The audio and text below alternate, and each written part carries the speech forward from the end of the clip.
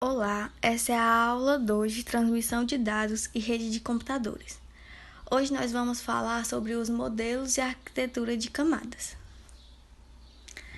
A arquitetura dos protocolos é definida em camadas, que são ações realizadas consecutivamente para atingir um objetivo final.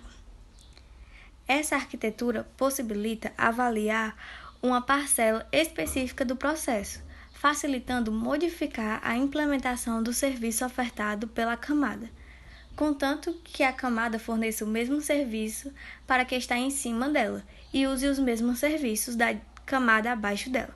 O restante do sistema permanece inalterado quando a sua implementação é modificada.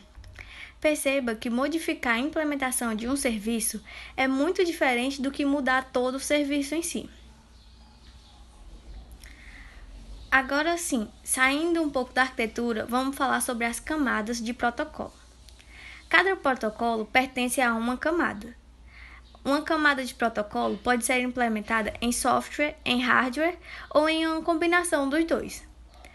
O sistema de camadas de protocolo tem vantagens conceituais e estruturais. Como sabemos, a divisão das camadas possibilita um modo organizado de avaliar os componentes do sistema, facilitando a atualização dos componentes. Entretanto, uma das desvantagens é que a camada pode duplicar a funcionalidade de cada uma. Ou seja, ela pode pegar uma função de uma camada e fazer essa mesma função em outra camada, o que seria um desperdício.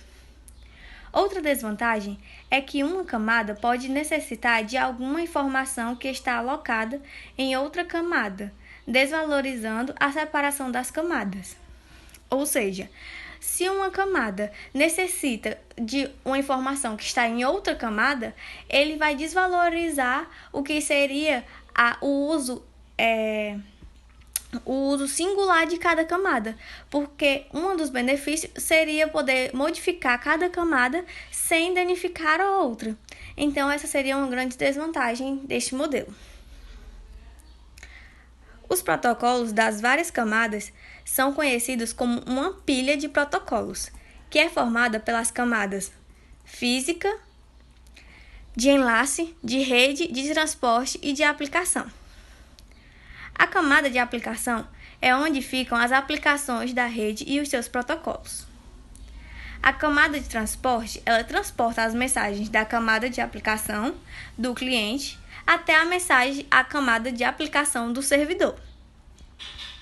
A camada de rede, ela é responsável pela movimentação de pacotes de camada de rede, que são chamados de datagramas, de uma máquina para outra. Ou seja, uma máquina vai mandar as mensagens e a camada de rede vai ser responsável por essa movimentação. A camada de enlace, ela é responsável pelo endereçamento dos pacotes da camada de rede, para que os pacotes da camada de redes não se percam enquanto são enviados. Então, existe um endereçamento para saber o destino e de onde esse dado veio. A camada física, ela traduz os dados no sinal pelo qual será enviado. Ela vai pegar os dados fornecidos pelo cliente, pelo usuário, e vai transformar em sinais digitais ou analógicos, que serão enviados através de ondas ou através de cabos, dependendo do tipo de sinal. Existem vários modelos, mas os principais são o modelo OSI, que é uma arquitetura que divide as redes de computadores em 7 camadas de abstração. Ele possui a camada de aplicação, a camada de apresentação, a camada de sessão e a camada de transporte, além da camada de rede, de dados e a física. Essas camadas são similares e fazem os processos que já foram anteriormente explicados. Cada protocolo realiza uma funcionalidade assinalada a uma camada específica, e é possível realizar a comunicação entre as máquinas distintas e definir diretivas genéricas para a elaboração de redes de computadores independente da tecnologia usada, sendo redes curtas, médias ou de longa distância. Outro modelo também muito usado é o modelo TCP/IP.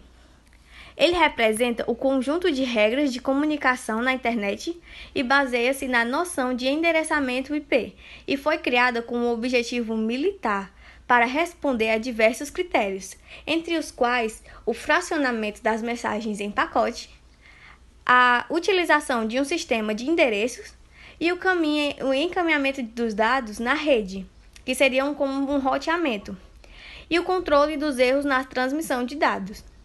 O modelo TCP/IP ele é dividido em 4 camadas, diferente do modelo OSI. São as camadas de aplicação, transporte, internet e interface física de rede. O modelo TCP/IP ele é bastante parecido com o modelo OSI, mas devido a algumas diferenças, ainda são usados para coisas diferentes. Bom, pessoal, por hoje foi isso. Obrigada